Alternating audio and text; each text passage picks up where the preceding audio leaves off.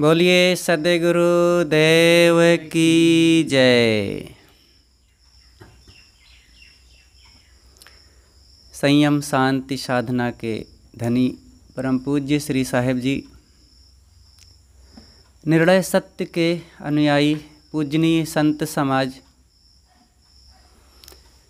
और निरक्षीर विवेकी सम्मानीय भक्त सज्जनों, भक्तिमयी माताओं बहनों, आज हम सद्गुरु कबीर साहेब जी के एक ऐसे पद पर चर्चा करेंगे जिस पर साहेब ने समाज में जो चली आई तमाम अंध मान्यताएं हैं, जिसको छोटे ही नहीं जिन्हें बड़ा कहा जाता है, बड़े बड़े शिक्षित धनी विद्वान, बड़े बड़े पदों पर प्रतिष्ठित लोग बिना सोचे समझे बिना विचार किए मानते चले जा रहे हैं।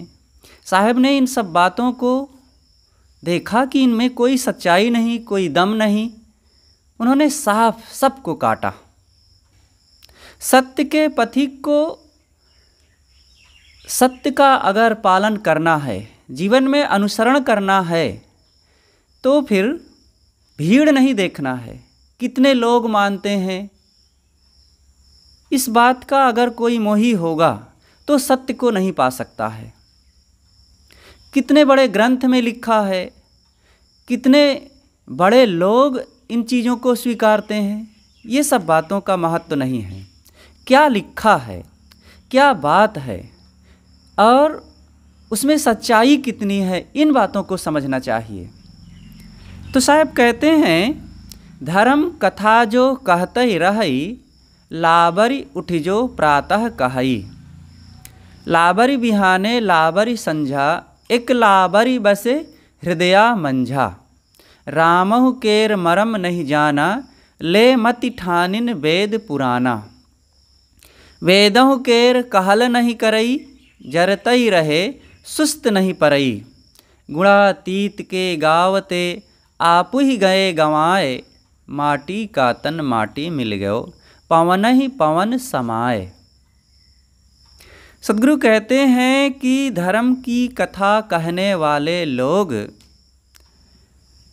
ये कहते रहते हैं और इनके कथन में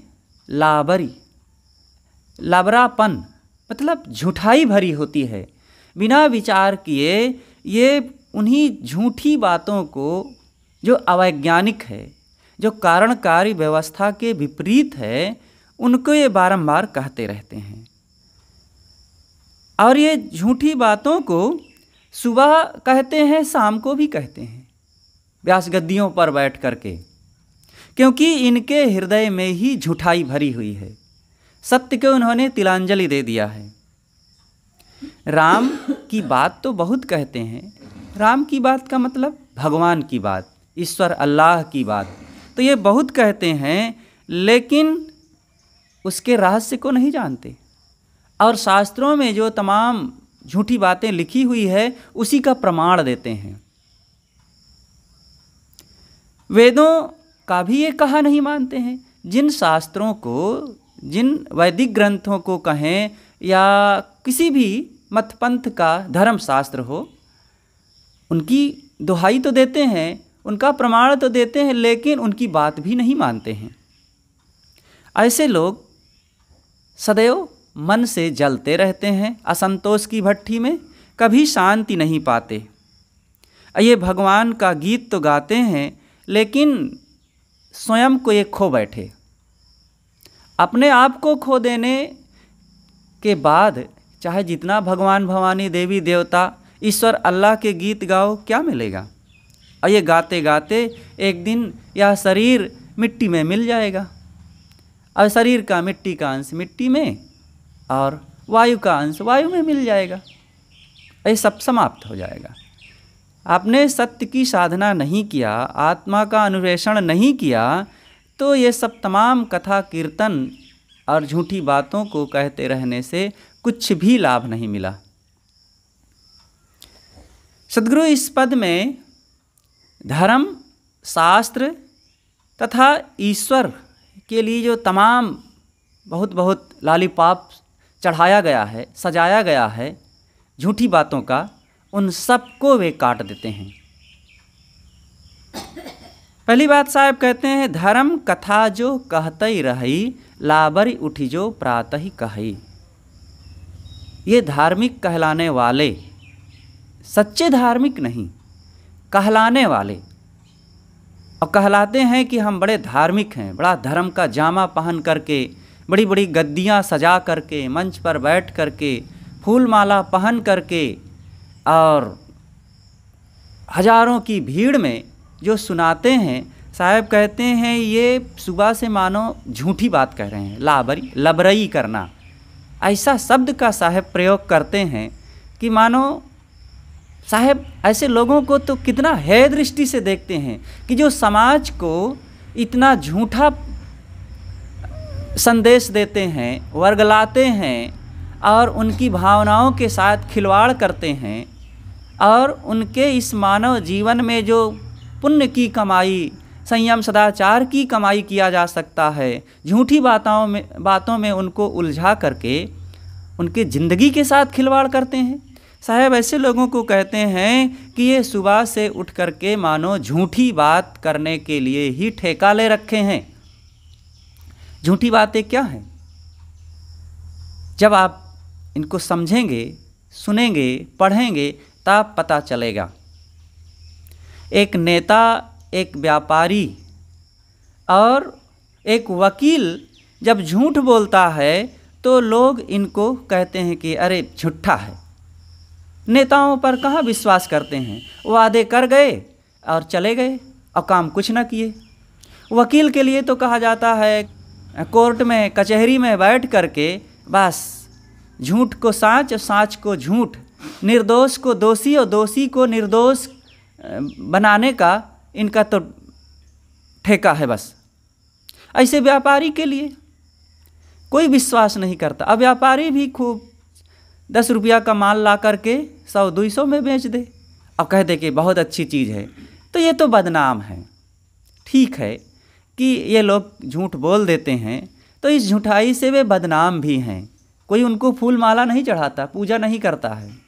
लेकिन एक धार्मिक जिसे कहते हैं, जब मंच पर बैठता है व्यास गद्दी सजा करके और बड़ी बड़ी बातें जब झूठी करता है, तब उसको फूल मालाएं पहनाई जाती है, उसकी जय जयकार होती है, उसके चरणों को पूजा जाता है। ये है धर्म की विशेषता। धर्म के नाम पर कुछ भी कह दो, ये जनता मानने को तैयार है। लेकिन जनता का दोष होते हुए भी इन धर्म के नाम पर झूठी बातें कहने वालों का सबसे बड़ा दोष है, क्योंकि ये सत्य कहते नहीं हैं। अपनी मान बढ़ाई और रुपया पैसा पाने के लिए लोगों को ऐसा झूठा संदेश देना और लोगों की ज़िंदगी के साथ, उनकी भावनाओं के साथ और उनके दुखों के साथ मजाक करना कितना बड़ा पाप है। इसलिए ये झूठी बातों का प्रचार नहीं करना चाहिए। झूठी बातें कैसे लोग प्रचार करते हैं, कोई ये आज की बात नहीं है, आज 2-4 दिनों से या 2-4 महीने या सालों से ये काम हो रहा है, ऐसा नहीं है। सैकड़ों नहीं, हजारों वर्षों से शास्त्रों में ऐसी झूठी बातें लिखी गई हैं। क्यों लिखी गई हैं? स्वार्थवश। सदैव से ये मन एक तरफ सुख का, धन का और मान सम्मान का प्रेमी रहा है, क्योंकि स्वार्थ बुद्धि वाले लोग सदा से रहे हैं। लेकिन इधर कुछ प्रतिक्रिया में ये भावनाएं ज़्यादा लिखी गई हैं, झूठी बातों की भावनाएं, झूठी बातों का ये प्रचार खूब किया गया। पुराण जब से बने हैं, ये पुराण इन ज्ञान वैराग्य साधना में लगे हुए कुछ साधकों की प्रतिक्रिया में लिखे गए हैं, कर्मकांडियों द्वारा। अगर इनके ज्ञान वैराग्य की बातों को मान लिया जाएगा तो हमारे कर्मकांड की तरफ कौन आएगा? हमारे यज्ञ हवन में और हमारी पुजाई में कौन आएगा? कौन दक्षिणा चढ़ाएगा? तो उधर से जनता को लौटाने के लिए फिर ये तमाम झूठी कहानियाँ गढ़ी गई और जिसमें बड़े बड़े शास्त्र रच दिए गए हैं। उसमें कुछ सच की बातें भी हैं, कल्याण की भी बातें हैं। ऐसा नहीं कि सब कुछ केवल झूठी बातें हैं, लेकिन उन सत्य बातों को मानते कितने लोग हैं, उसको स्वीकारते कितने लोग हैं, और उसका प्रचार कितना किया जाता है। केवल कान को अच्छी लगने वाली बातें, आकाश पाताल के कुलावे जिसमें मिलाए जाते हैं, उन्हीं बातों को ज़्यादा कहा जाता है। और ये व्यास गद्दी पर बैठ करके इन्हीं बातों को जब लोग कहते हैं तो लोग भी जय जयकार करते हैं, झूम झूम करके उनकी बातों को सुनते हैं। राजा सगर की पत्नी सुमति को 60,000 बच्चे एक साथ पैदा हो गए। ये बात बड़े समारोह के साथ कथाकार लोग कहते हैं। इसका ज़रा ऑपरेशन करो। अभी यहीं के हॉस्पिटल में, मंझनपुर के सरकारी हॉस्पिटल में किसी स्त्री को बच्चा पैदा हो, और हम यहाँ से कहें कि अमुक हॉस्पिटल में आज एक स्त्री को बच्चा पैदा हुआ और 15 बच्चे एक साथ उसको हो गए, तो आप इस बात को स्वीकार नहीं करेंगे। लेकिन जब व्यास गद्दी पर बैठ करके कथाकार पुराण ले करके कहता है कि राजा सगर की पत्नी सुमति को 60,000 बच्चे एक साथ हो गए, तब इस बात को झूठी कहने की हिम्मत नहीं पड़ेगी। ये वाल्मीकि रामायण में लिखा हुआ है। अब इतनी बड़ी रामायण जिसको पूरा देश नहीं दुनिया मानती है, उसमें भला झूठी बातें कहीं हो सकती है? लेकिन ये बात सच नहीं है। विश्वामित्र श्री राम से कहते हैं कि पुरुष सिंह राम, सगर की पत्नी सुमति ने अपने गर्भ से एक तुम्बा पैदा किया और उस तुम्बे में कीड़े जैसे 60,000 बच्चे थे। धायों ने उन सभी बच्चों को एक एक घी के घड़े में डाल दिया और वे सब बच्चे घी खा खा करके समय के साथ जवान हो करके उसमें से निकल आए। कितने बच्चे थे? 60,000। विचार करो, किसी स्त्री के पेट से तुम्बा पैदा हो सकता है? और छोटे छोटे कीड़े जैसे बच्चे थे, और उन बच्चों को किसी का बच्चा पैदा हो, पूरा एक ही बच्चा सर्वांग और सब प्रकार से पूरा उसका शरीर हो, और पैदा होते ही उसको घी के घड़े में डाल दो और घी खा खा करके वो मजबूत पहलवान जवान हो जाएगा। और वो कीड़े जैसे छोटे छोटे बच्चे हुए और वे सब को 60,000 अलग अलग घी के घड़ों में डाल दिया गया और वो सब घी खा करके बड़े हो गए। ये शास्त्र में लिखा है। राजा सगर के रथ के पहिए से 7 समुद्र खुद गए। हम कहें कि एक बैलगाड़ी जा रही थी और उस बैलगाड़ी के पहिए से जो लीक बनी वो 15 फीट चौड़ी और 25 फीट गहरी हो गई, तो आप कहेंगे कि झूठा कहीं का। ऐसा कहीं होता है? इतना बड़ा कहीं कोई रथ या बैलगाड़ी बनती है? लेकिन ये बात शास्त्र में लिखी है कि राजा प्रियव्रत के रथ के पहिए से जो लीक बनी है वही आज 7 समुद्र का रूप है। आज जो 7 समुद्र भरा हुआ है वो रथ के पहिए की लीक है। ऐसा कुछ नहीं होता है। कोई रथ का पहिया इतना बड़ा हो ही नहीं सकता है। झूठी बात है। अतिशयोक्ति में लिखा जाता है। लिख दिए लोग बिना सोचे समझे। मनोरंजन लगता है, ये सब मनोरंजन करने के लिए लिखा गया है क्या? अब मनोरंजन करने के लिए लिखा जाए तो इतना ज़्यादा तो मनोरंजन नहीं करना चाहिए कि लोगों को सुन करके हंसते हंसते पेट फूल जाए। लेकिन यहाँ हंसी के लिए कहाँ लोग मानते और कहते हैं।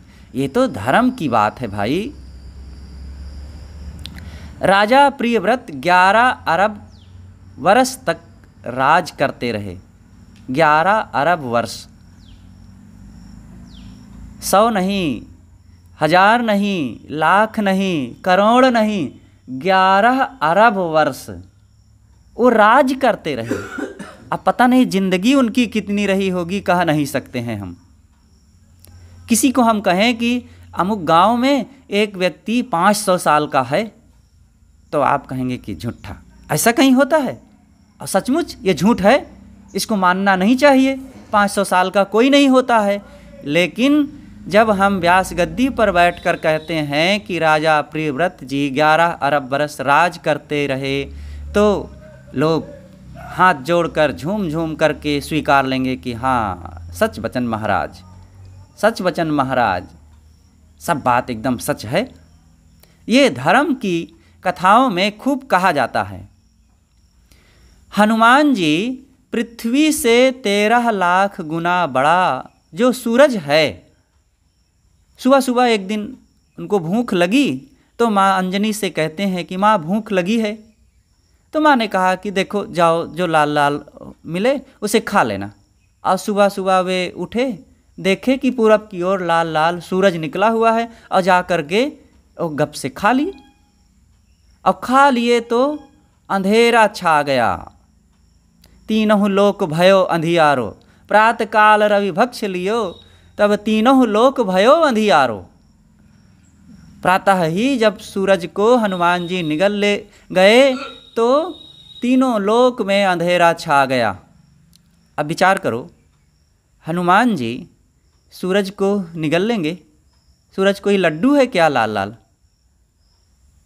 और वो पृथ्वी से 13 लाख गुना बड़ा। और इस पृथ्वी के इस देश में, भारत देश में, पृथ्वी में हजारों देश हैं छोटे बड़े, और उन देशों में जितने देश हैं उससे कई गुना ज़्यादा तो समुद्र का हिस्सा है उसी पृथ्वी में। और उन हजारों देश में एक देश भारत है। और भारत इतना विशाल देश कि इसमें करोड़ों लोग हैं। और उन लोगों में से एक व्यक्ति, किसी कोने में रहने वाला, किसी थोड़ी सी ज़मीन पर रहने वाला श्री हनुमान जी, और वे जाकर के सूरज को निगल लिए। ऐसा कुछ महसूस हो रहा है कि ये हो सकता है बात सच। लेकिन शास्त्र में लिखा है कि हनुमान जी सूरज को निगल लिए। और 1 महीना तक सूरज, जब श्री राम का जन्म हुआ था तो जन्मोत्सव देखने के लिए रुक गया था अयोध्या में। इतना धूमधाम से श्री राम लक्ष्मण आदि चारों भाइयों का जन्मोत्सव मनाया जा रहा था कि सूरज देख करके आकर्षित हो गया और 1 महीना तक देखता ही रह गया, भूल गया कि मुझे शाम भी करना चाहिए, रात भी करना चाहिए। अब ये बात कितना अच्छा लगता है इस सब बातों को कहने और सुनने में। श्री राम की सेना में 18 पद्म सेनापति थे। जब लड़ाई लंका में हुई श्री राम और रावण के बीच में, तो श्री राम जी की सेना में जो सेनापति थे वे कितने थे? 18 पद्म। पद्म का मतलब मालूम है कितना होता है? 1800 नहीं, 18,000 नहीं, 18 लाख नहीं, 18 करोड़ नहीं, और 18 अरब नहीं, 18 नील नहीं, 18 पद्म। मतलब 18 लिख दीजिए, उसके बाद 15 जीरो लगाइए, तब होगा। आज भारत नहीं, पूरी दुनिया में जितना ये संख्या लिखी है उसका 10वां हिस्सा भी पूरी दुनिया में आदमी नहीं है।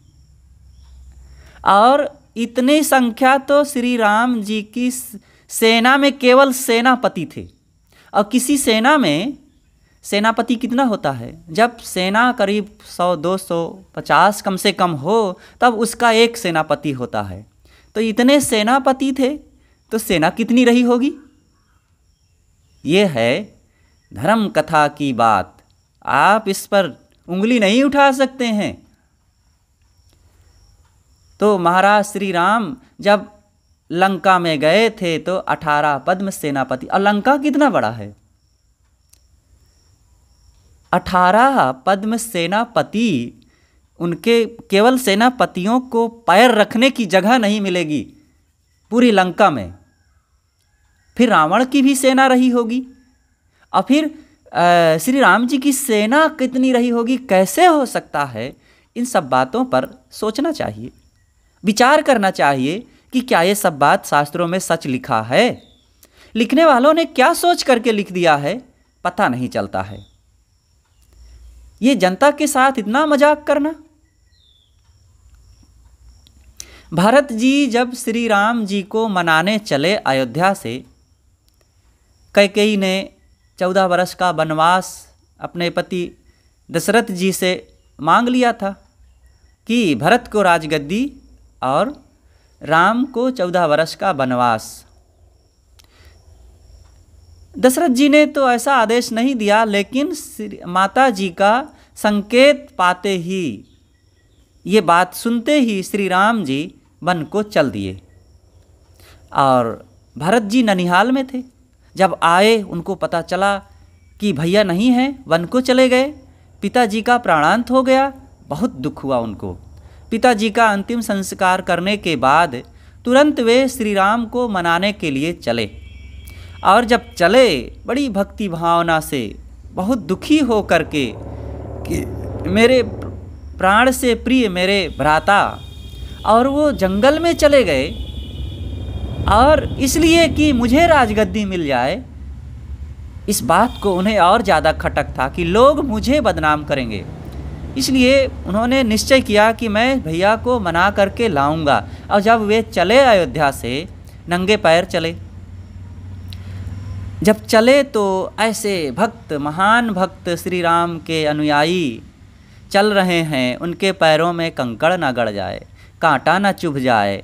तो पृथ्वी ने पूरे रास्ते के सारे कांटे कंकड़ को अपने अंदर समेट लिया, और पक्षी बोल करके, पशु सब देख करके, सब रास्ते में खड़े हो करके उनका स्वागत करने लगे। और पूरे रास्ते में धरती ने फूल बिछा दिया। ये शास्त्र में लिखा है। अरे चाहे भक्त हो और चाहे कोई शैतान हो, चाहे कोई राक्षस हो, जो कोई चलेगा, कांटा रहेगा तो कांटा पैर में गड़ जाएगा, कंकड़ रहेगा तो कंकड़ गड़ेगा। कहीं कोई कांटा कंकड़ नहीं समेट सकता है। हाँ, कोई आदमी चाहे तो वो झाड़ बुहार सकता है, रास्ता साफ कर सकता है। वृत्तासुर एक राक्षस था। अब उस राक्षस के शरीर की चौड़ाई कितनी थी? 100 योजन थी। 100 योजन का मतलब 1200 किलोमीटर। और लंबाई कितनी थी जानते हैं? 300 योजन, मतलब 3600 किलोमीटर। वो राक्षस के शरीर की लंबाई 3600 किलोमीटर थी और शरीर की चौड़ाई 1200 किलोमीटर थी। है ना मज़ेदार बात? अच्छा लगता होगा। ऐसा कोई व्यक्ति मिल जाए तो देख करके आश्चर्य लगेगा। ऐसा कोई नहीं व्यक्ति हुआ है। ये बस लिख दिया गया है, शास्त्रों में लिख दिया गया है कि ऐसा हुआ है, जो असंभव है, जो कारणकारी व्यवस्था के विपरीत है। ना कभी हुआ है और ना होगा कभी। ऐसा कोई व्यक्ति होता ही नहीं है। श्री कृष्ण की कितनी पत्नियां थी आप लोग जानते हैं? अब तो 2-3 सुने होंगे। रुक्मणी, हम तो नामों नहीं जानते हैं कितने रही होंगी, लेकिन शास्त्रों में लिखा है कि उनकी पत्नी 16,108 थी। ये एक पुराण के अनुसार कहा जाए तो 16,108 थी, और गर्ग संहिता के अनुसार कहा जाए तो उनकी खरबों पत्नियां थी, अरबों खरबों थी। ऐसा ये लिखने वालों ने थोड़ा भी लज्जा शर्म संकोच नहीं किया है कि अपने महापुरुष को इतना नीच बना दिया जाए।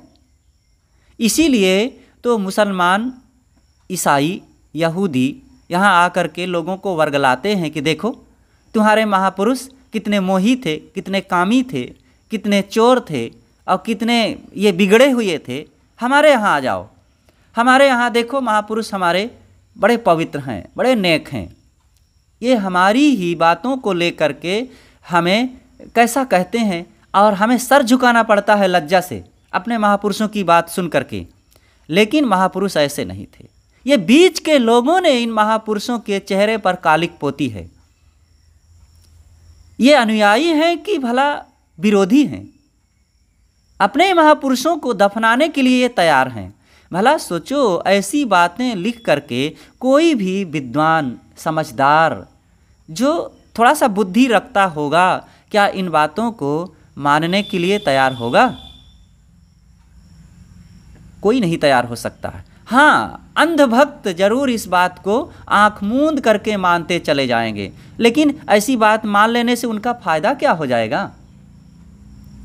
इसलिए इन बातों को आप जब झूठी कहने की हिम्मत करेंगे, तभी उनमें लिखी हुई, शास्त्रों में लिखी हुई सत्य बातों को आप स्वीकार भी सकते हैं और उसका लाभ भी ले सकते हैं। अगर इनको झूठी नहीं कह सकेंगे तो उनमें जो लिखी हुई सत्य बातें हैं उसको आप स्वीकार भी नहीं कर पाएंगे, उसका लाभ भी नहीं प्राप्त हो सकता है। इसलिए हम इन बातों को समझें, विचार करें। महात्मा जी की आज्ञा से दीवार या टूटी चौकी चल पड़ी। कबीर साहब जी के लिए भी एक खूब बात लिखी गई है। कोई एक महापुरुष की, कोई एक संप्रदाय की, कोई एक शास्त्र की बात नहीं है।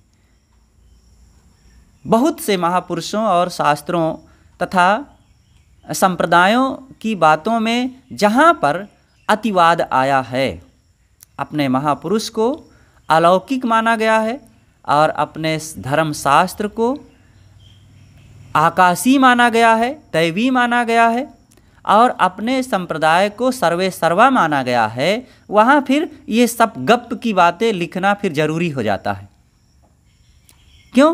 क्योंकि दूसरे संप्रदाय में रहने वाले नास्तिक हैं। मेरा संप्रदाय स्वर्ग देगा, तुम यहाँ आओ तभी तुम्हारा कल्याण होगा। मेरे महापुरुष अलौकिक हैं और उनकी शरण में आने से तुम्हारा कल्याण होगा। वे लोग तो नास्तिक हैं, वो नहीं जानते हैं। मेरा धर्मशास्त्र आकाश से उतरा हुआ है, इसमें जो लिखा है वो अक्षरशः सत्य है और दूसरे के सारे धर्मशास्त्र सब पानी में फेंक देने लायक हैं। इस भावना से जो बात लिखी जाएगी वो निश्चित ही झूठी होगी, अवैज्ञानिक होगी, अकल्याणकारी होगी और जहरीली होगी। इसलिए चाहे मेरा धर्मशास्त्र हो या दूसरे का धर्मशास्त्र, जहाँ ऐसी बातें हों उन बातों को पढ़ने और मानने की ज़रूरत नहीं है। पढ़िए, लेकिन पढ़ करके विचार कीजिए और जो सत्य सार हो उसको ग्रहण कीजिए। महात्मा जी ने कहीं जा रहे थे और एक व्यक्ति ने उनसे कुछ पूछ लिया, बात कर लिया। तो उन्होंने कहा, क्या ये छोटी मोटी बात मुझसे पूछ रहे हो? अगर यही बात पूछना है तो ये सामने भैंसा बंधा हुआ, इससे पूछ लो। और जैसे ही महात्मा जी ने भैंसे से कहा, बोल वेद का मंत्र, और वो जो भैंसा था वो वेद का मंत्र फर फर फर फर बोलने लग गया। और ये बात शास्त्र में लिखी है, इसको आप कैसे झूठी मानेंगे? महात्मा जी ने, कोई मर गया था तो सब रो रहे थे, कहा बेकार में रो रहे हो, और तुरंत हाथ उठाए और हाथ से किरण निकली और जा करके उस मरे हुए मृत व्यक्ति को जिला दिया, उठ के बैठ गया। एक मुर्दा नदी में बहा जा रहा था और एक व्यक्ति ने आकर के कबीर साहब से कहा, कबीर साहब आप बड़े सिद्ध हैं तो इस मुर्दे को जिला कर दिखाइए, अगर आप सिद्ध हैं तो। और कबीर साहब ने कहा, अरे मुर्दाराज कहाँ तू चला जा रहा है, इधर आ, मैं तो यहाँ बैठा हूँ। और वो तुरंत पानी में बैठ गया और फिर खड़ा हुआ और पानी के ऊपर से खट खट खट खट चलते हुए आ गया और कबीर साहब जी के चरणों में सिर झुका दिया। तो ये बात लिखी है। कबीर साहब भी महान सिद्ध पुरुष थे, ऐसे वैसे थोड़े थे। उनकी इन बातों से वे लोग मानते हैं कि कबीर साहब महापुरुष हैं, लेकिन ऐसा कुछ भी नहीं है। सद्गुरु कबीर की विशेषता उनके त्याग और संयम से है, उनके बोध और विचार से है, उनके आत्म कल्याण की रहनी में ठहरने से है। ये अतिशयोक्ति की बातें कहने से नहीं, ऐसा कुछ नहीं था। अमुक महापुरुष अपने शरीर को सूक्ष्म बना लेता है और विराट बना लेता है। हनुमान जी के लिए ऐसा कहा जाता है, जब वे समुद्र पार करने के लिए जा रहे थे तो रास्ते में सुरसा नाम की एक स्त्री मिली और वो मुख फैला के खड़ी हो गई। कहे तुम कैसे पार होगे, और मैं बीच में हूँ, मैं तुम्हें खा जाऊँगी। कहे अच्छा तुम कैसे खा जाओगी। हनुमान जी ने अपना विशाल शरीर बढ़ाया, इतना बड़ा बनाया कि धरती और आसमान में उनका शरीर फैल गया। तो सुरसा ने भी बड़ा मुख फैलाया कि तुम निकल नहीं सकते, मैं तुम्हें खा करके ही रहूँगी। और खट से हनुमान जी ने अपने शरीर को छोटा सा बना लिया और मुख से घुस के कान की तरफ से निकल गए, उसको पता ही नहीं चला और चले गए हनुमान जी। ऐसा लगता है कि ये बिल्कुल बहुत बढ़िया बात है, वाह हनुमान जी तो बड़े कमाल के थे, बहुत महान थे। हनुमान जी की यही महानता है। और ये ऐसा हो सकता है भला, जो शरीर बढ़ाए तो वो सैकड़ों टन मांस उनके शरीर में बढ़ा तभी ना बड़ा हुआ। वो इतना टन मांस कैसे आ गया अचानक उनके शरीर में। और फिर मान लो कि इतना विशाल शरीर उनका हो गया, इतना टन हड्डी मांस रक्त नस नाड़ियाँ सब आ गया, और खट से वो कहाँ गायब हो गया, सुरंग सूक्ष्म शरीर बन गया। ये लिखा है शास्त्र में, लेकिन ये बात सच नहीं है। और भी धर्म की बातों में अनेक ऐसी झूठाइयाँ लिखी जाती है।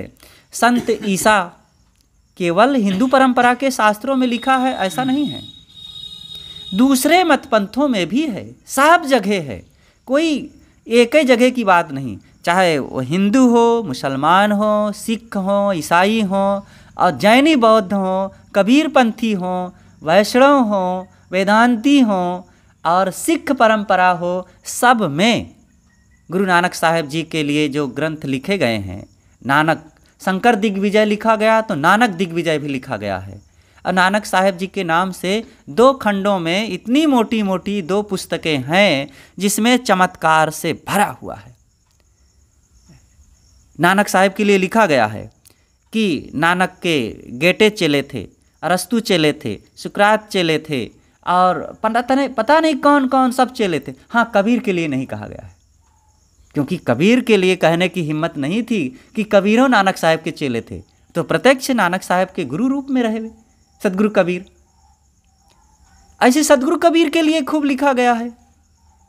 यहाँ तक कहा गया कि सदगुरु कबीर के हनुमान जी शिष्य रहे, श्री राम जी शिष्य रहे, कृष्ण जी शिष्य रहे, और अभी के हिटलर, चंगेज खां, सुमोलनी और ना जाने कितने कितने सारे महापुरुष साधारण लोग, और मंदोदरी भी चेली रही सदगुरु कबीर के। हाँ, रावण नहीं था, रावण अहंकारी था, वो चेला नहीं बन पाया, इसलिए उसका विनाश हो गया है।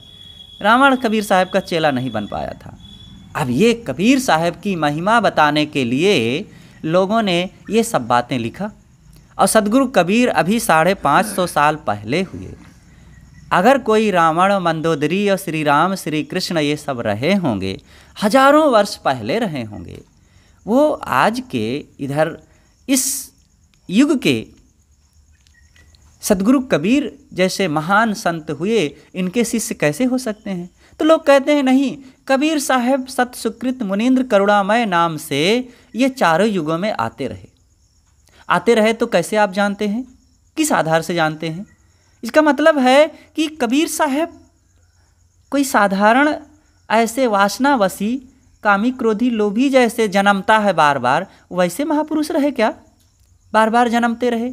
अगर जन्मते रहे, पहले जन्मते रहे होंगे, लेकिन सदगुरु कबीर इस कबीर नाम के शरीर में जब आए, पूरी तरह से अपने जीवन को पवित्र किया, संयम, साधना, त्याग, वैराग, अनासक्ति, निर्मोहता की रहनी में खड़ा करके मुक्त हो गए। फिर आवागमन से वे सदा के लिए छुट्टी पा गए। और ऐसे पवित्र महान त्याग तपोनिष्ठ आत्मलीन संत गुरुजन को ये सब बातें कहना कहाँ तक सच हो सकता है? इसलिए सदगुरु कबीर ने जो कहा है कि धर्म कथा जो कहतई रही, लाबरी उठ जो प्रातः कहई। ये सुबह से उठ करके केवल लबरी बातें हाँकते हैं धर्म कथाओं में। आज देख लो, व्यास गद्दियों पर बैठ करके अनेक कथाकार खूब बढ़िया माला पहन ले गए, अंगूठियाँ 4-4 नहीं 8-8 10-10 अंगूठियाँ पहन करके और लंबी माला, लंबा जटा जूट, टीका चंदन लगा करके और खूब झूम झूम करके सुनाएंगे ऐसी ही बातें। उसमें जीवन कल्याण की बातें, इंद्रिय संयम की बातें, पारिवारिक प्रेम की बातें भी ज़्यादा नहीं रहती हैं और आकाश पाताल के कुलावे मिलाए जाते हैं। जिन बातों में कोई सर पैर नहीं है, कोई हमारे जीवन के दुख निवारण से कोई संबंध दूर तक नहीं रहता है, ऐसी बातों को सुनाने से क्या फ़ायदा है? ऐसी धर्मशास्त्रों और कथाओं को पढ़ने और सुनने से क्या लाभ हो जाएगा? और ये सुनाने वालों को क्या लाभ हो जाएगा? हाँ, रुपया मिल जाएगा, रुपया पाएंगे। और रुपया के लोभ में अगर हम लोगों को एक हत्यारा कसाई खाना चला करके, जैसे लोगों की हत्या कर करके, प्राणियों की हत्या कर करके पैसा कमाता है, ऐसे ही ये लोग हमारे संयम, सदाचार, ज्ञान, भक्ति की हत्या कर करके अगर पैसा कमा रहे हैं तो कौन सा बड़ा काम कर रहे हैं? पापे तो कर रहे हैं। इसलिए धर्म के नाम पर जो हत्या कर रहा हो, किसी ढंग से कर रहा हो, लेकिन कम से कम धर्म के नाम पर हम लोगों की मानसिकता के साथ खिलवाड़ तो ना करें, उनके ज्ञान, भक्ति और उनके अंतःकरण के साथ तो मजाक ना करें।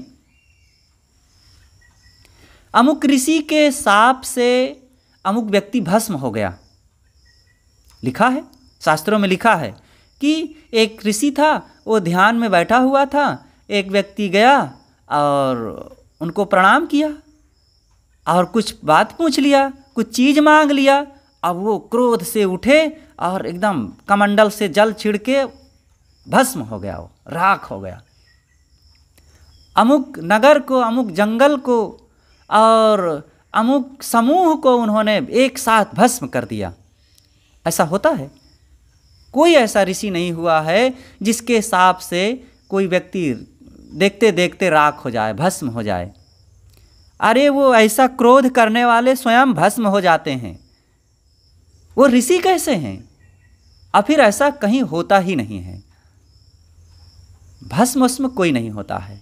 हाँ, जो त्याग, संयम और रहनी में टिका होता है, उसके विचारों में इतनी दम होती है कि वो किसी सच्चाई को जब समझ लेता है, क्योंकि कारणकारी व्यवस्था का उसे बोध होता है और वो जान लेता है कि ये जो बात कह रहे हैं झूठी है, और उन बातों को वे अस्वीकार देते हैं। यही भस्म करना है, अस्वीकार दिए, छोड़ दिए, इनकी बातों को भस्म कर दो, हटाओ, चलो ये है, इतना ही भस्म करना। लेकिन किसी का शरीर भस्म हो जाए, किसी घर में आग लग जाए, आग तो आज भी लगा देते हैं, लगाने वाले हैं।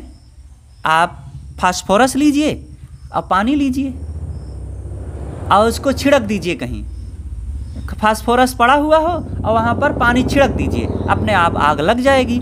ये कोई आपकी तपस्या के बल से तो नहीं हुआ है, ये तत्वों का प्रभाव है।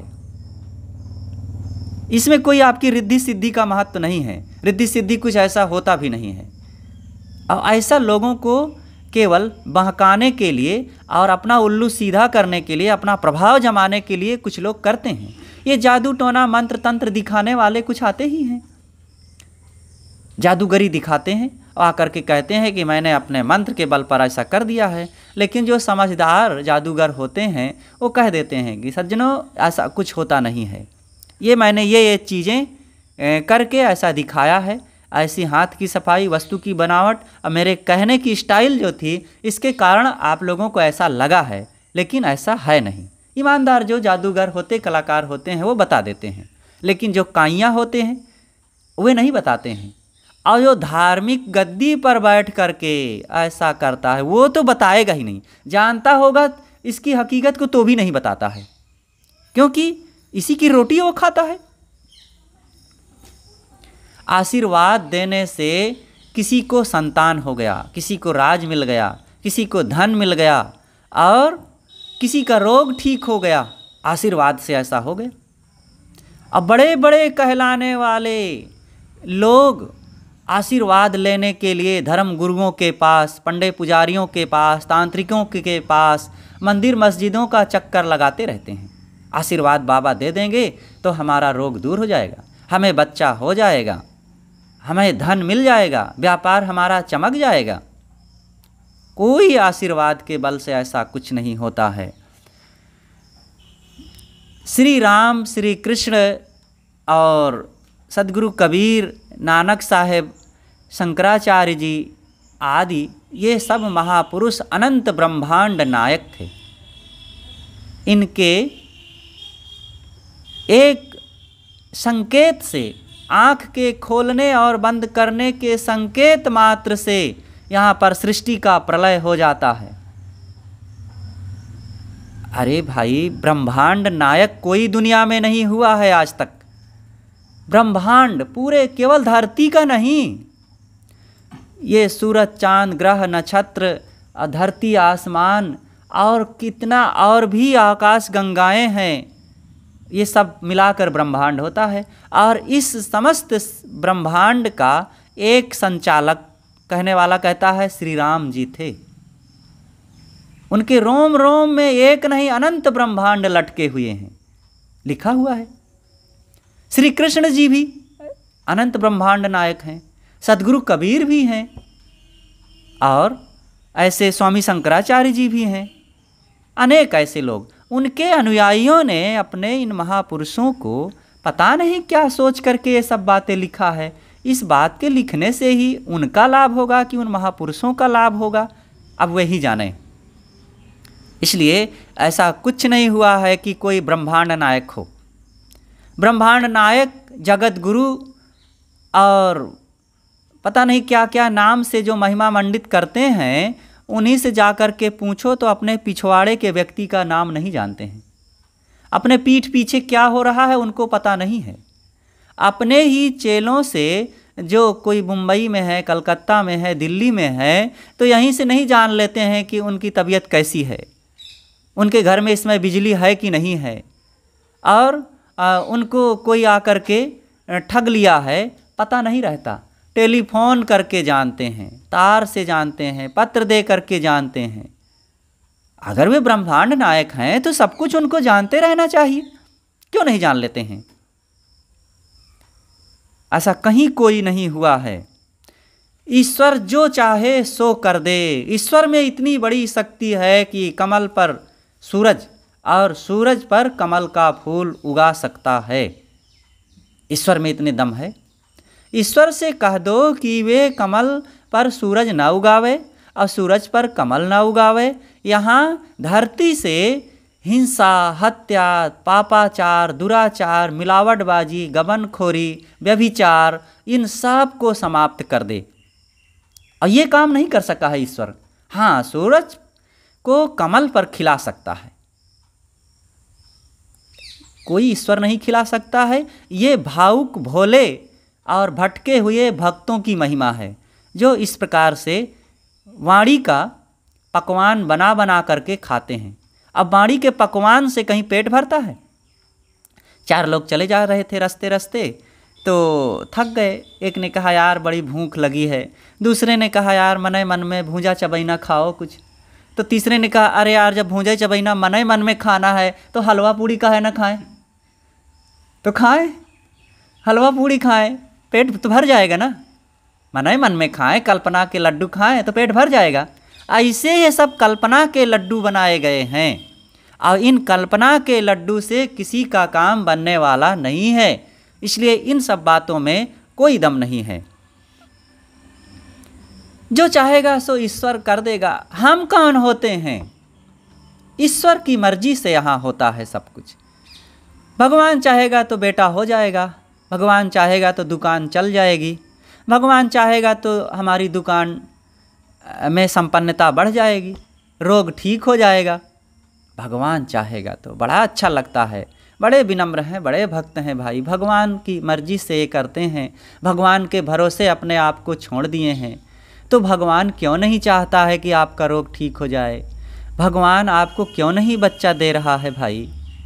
इतने दिन हो गए, कितने ऐसे भक्त हुए जो बचपन से भगवान के उपासक रहे हैं और उनकी ज़िंदगी बीत गई, एक बच्चा ना हुआ।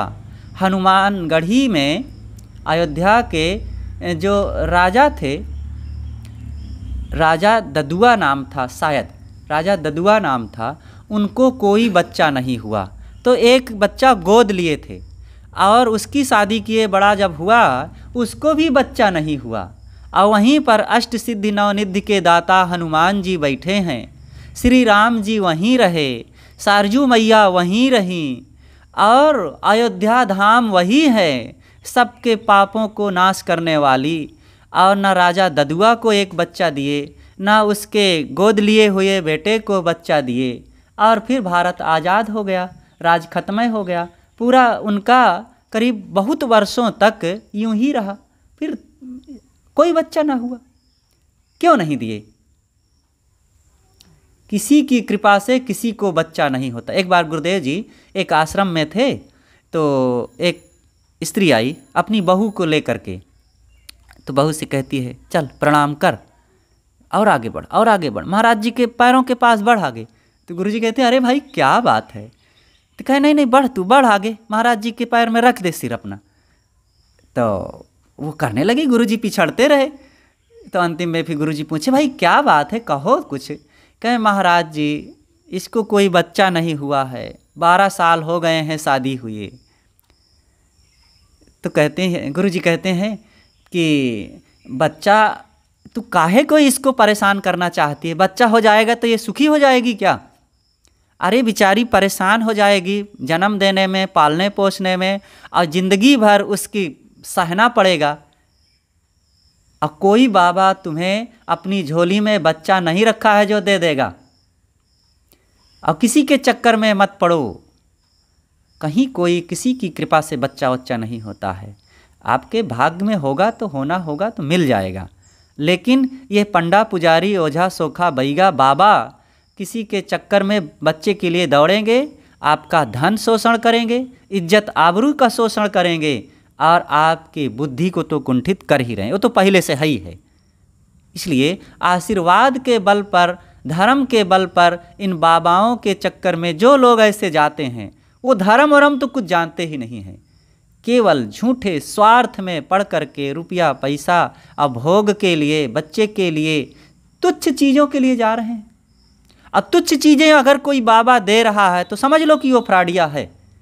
कोई बाबा की विशेषता यह है कि आपको वो संयम, सदाचार, ज्ञान, विचार की बात बतावे, त्याग वैराग्य आपका बढ़े, अनासक्ति बढ़े, मन का संतोष बढ़े, धैर्य सहनशीलता बढ़े, आपके परिवार में प्रेम बढ़े, आपके मन में ज्ञान और बोध बढ़े, आत्मशक्ति बढ़े, और आत्मज्ञानी बन करके पूर्ण संतुष्ट सुखी बने। ये किसी बाबा, साधु, गुरु, संत की विशेषता होगी। आपके पास वो ऐसी शक्ति दे। अगर वो धन रुपया पैसा दे रहा है, मान सम्मान दे रहा है, पद गद्दी दे रहा है, बिटिया बेटवा दे रहा है, दुकान मकान दे रहा है, तो फिर समझ लो कि दाल में काला है। अब कई जगह तो पूरी दालें काली होती है कि वो महाफ्रॉड होते हैं और वो कामी क्रोधी होते हैं, और यही सबका प्रलोभन दे करके भोले भाले लोगों को खूब फंसाते रहते हैं। इसलिए कभी भी इन लोगों के चक्कर में नहीं पड़ना चाहिए। तो सद्गुरु कहते हैं कि धर्म कथा जो कहतई रही, लाबरी उठ जो प्रातः ही कहई। ये धार्मिक लोग सुबह से उठ करके झूठी बात कहते हैं, और लाबरी बिहाने लाबरी संझा, शाम कहते हैं, सुबह कहते हैं, दोपहर कहते हैं, रात कहते हैं, सब समय उनके अंदर ये झूठाई भरी है। तो इसलिए ये झूठी बातों का ही मुलम्मा चढ़ा चढ़ा करके लोगों के सामने परोसते रहते हैं। क्यों परोसते हैं? क्योंकि लाबरी हृदया मंझा, इनके हृदय में ही ये झूठाई ही भरी हुई है। ये समझते ही नहीं है झूठ झूठ होता है कि सच सच होता है। बस सुनते आए हैं, पढ़े हैं, इसलिए ऐसी बातें कहते हैं। रामहु केर मरम नहीं जाना। सदगुरु कबीर कहते हैं कि ये राम के मर्म को तो जानते नहीं। राम का क्या है मर्म? राम यहाँ कोई बाहरी राम नहीं, यहाँ राम शब्द से केवल हिंदू परंपरा में माने जाने वाले श्री राम जी की बात नहीं, ईश्वर से बात है। ईश्वर हो, अल्लाह हो, खुदा हो, गॉड हो, ये सबकी बात है। तो ये ऐसे ईश्वर राम भगवान के रहस्य को तो जानते नहीं हैं। वो क्या है? वस्तुतः वो राम आत्मा राम है, सबके अंदर में जो घट घट में बसा हुआ है। कस्तूरी कुंडल बसे मृग ढूंढे बनमाहि, तैसे घट घट राम है दुनिया जानत ना। ये राम घट घट में जो बसा है उस राम को ये जानते नहीं हैं। अब इधर उधर कल्पनाओं में, आकाश पाताल में राम को खोज रहे हैं। रामहु केर मरम नहीं जाना, ले मति ठानिन वेद पुराना। अब वेद शास्त्रों का, पुराणों का प्रमाण दे रहे हैं कि ऐसा लिखा है। वेद शास्त्रों में क्या लिखा है ये ना जाओ, घटना क्या घटती है इसको देखो। अगर यहाँ संसार में घटित जो घटनाएं हैं उसके अनुसार शास्त्रों में लिखा है, गुरु लोग कहते हैं सत्य बात, कारणकारी व्यवस्था तर्क के अनुकूल, तो बात ठीक है। अगर घटना नहीं घट रही है, कारणकारी व्यवस्था के अनुकूल नहीं है, कर्म सिद्धांत के अनुकूल नहीं है, तो उन बातों को मानने की जरूरत नहीं है। उन बातों में कोई सच्चाई नहीं है। तो सदगुरु कहते हैं कि ले मति ठानिन वेद पुराना। लेकिन और आगे साहब बड़ी बात कह देते हैं, वेदों केर कहल नहीं करई।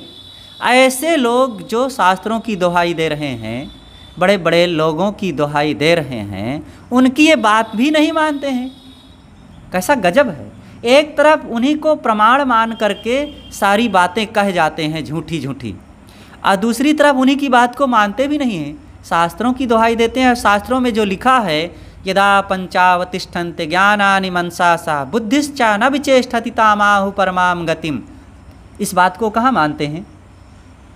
शास्त्र में लिखा है, यक चक्षुषा न पश्यति येन चक्षुषि पश्यति तयो ब्रह्मत्वं विद् नेदं यदिदमुपास्ते आत्मानं चेद् विजानीयात् अयमस्मीति पुरुषः किमिच्छन् कस्य कामाय शरीर मनुसंजरेत। ये शास्त्र में लिखा है, इन बातों को नहीं मानेंगे। रामायण में लिखा है कि कर्म प्रधान विश्व रचि राखा, जो जस करे सो तस फल चाखा। इस बात को नहीं मानेंगे।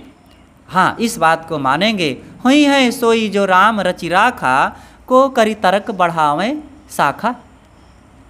तो ये झूठी बात, क्योंकि इनके अंदर में ही झूठाई भरी हुई है, तो ये शास्त्र की दुहाई देते हैं, महापुरुष की दुहाई देते हैं। महापुरुष की आड़ में बंदूक उठा करके उनके कंधे पर रखकर पीछे से अपना दागते हैं। महापुरुष के मुख में डाल करके अमुक बात निकाल ली और कहते हैं महापुरुष ने कहा है। और ये भोले भावुक भक्त लोग कहते हैं। इसीलिए गुरुदेव जी ने एक पुस्तक ही लिखा है, धर्म को डुबाने वाला कौन? कौन होगा? हिंदू धर्म को डुबाने वाले कौन होंगे? ईसाई लोग, यहूदी लोग, पारसी लोग? नहीं, ये हिंदू लोग ही हैं, जो हिंदुओं में आस्तीन की सांप की तरह घुसे हुए झूठी बातों की दुहाई दे रहे हैं। शास्त्र का नाम लेकर के, पुराण का नाम लेकर के, भगवान का नाम लेकर के, ईश्वर का नाम लेकर के, और अवैज्ञानिक बातें समाज में फैलाते हैं। बड़ी बड़ी कथाओं में, मंचों में, हजारों के भीड़ में ऐसी बातें सुना करके यही लोग हिंदुत्व को डुबाने वाले हैं। जो लोग ज्ञान, विचार, वैज्ञानिक बातें, तर्कपूर्ण बातें, कर्म सिद्धांत की बातें, संयम सदाचार की बातें, पारिवारिक प्रेम, मानवीय एकता और राष्ट्रीय एकता की बातें करते हैं, उन लोगों से किसी को खतरा नहीं होता है, ना हिंदू को ना मुसलमान से। अगर हिंदू खतरे में पड़ता है तो इन्हीं हिंदुओं के कारण। इसीलिए साहब ने कहा है, वेदों केर कहल नहीं करई, जरतई रहे सुस्त नहीं परई। ऐसे लोग जलते रहते हैं, कभी भी शांति नहीं पाते हैं, क्योंकि इनके जीवन में ना सच्चाई है, ना वाणी में सच्चाई है, ना कर्मों में सच्चाई है।